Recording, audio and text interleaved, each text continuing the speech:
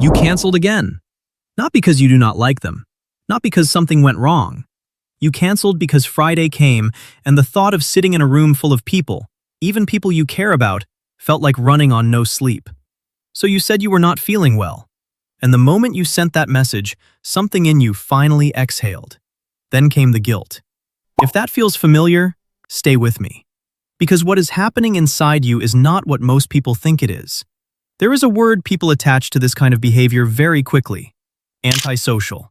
You may have even used it yourself. I am just antisocial, said with a small laugh, like it explains everything. But it does not. Antisocial means you do not care about people, that their presence means nothing to you. That is not you. You think about people constantly. You notice when someone is off before they say a word.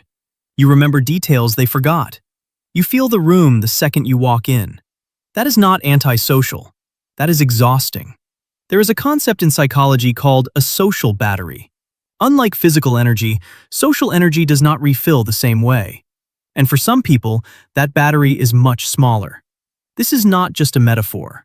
Research on highly sensitive people shows that a significant part of the population processes social and sensory input more deeply than average. Every conversation, every facial expression, every shift in atmosphere takes more out of them. You are not being dramatic. Your brain is doing more work. And when something works harder, it burns out faster. That is not weakness. That is how the system works.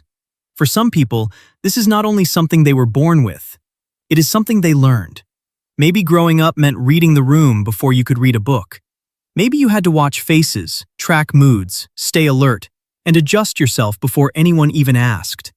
If that was your experience, your nervous system did not learn that people were safe. It learned that people were work. So now, even good social situations can trigger the same response. Your body does not separate old stress from new contact. It just knows that people cost energy, so it protects what it has left. That is why even people you love can feel like too much. You are not cold. You are not broken. Your nervous system is doing exactly what it learned to do. Here is what it looks like in real life. You need real recovery time after social events.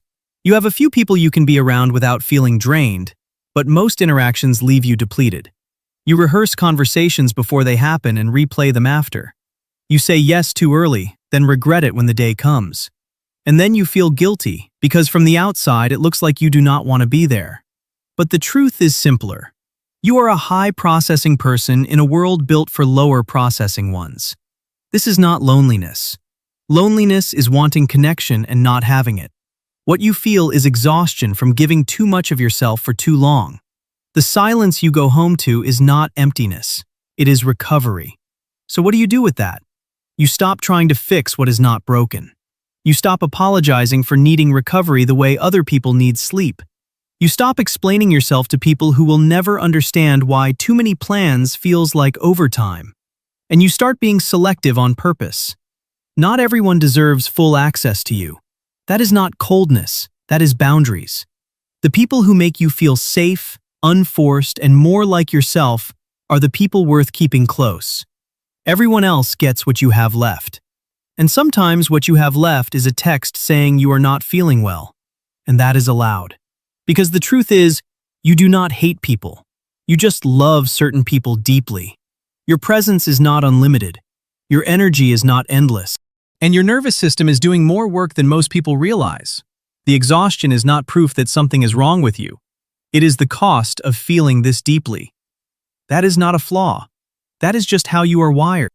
If this describes something you have never had words for, share it with someone who might understand themselves a little better because of it.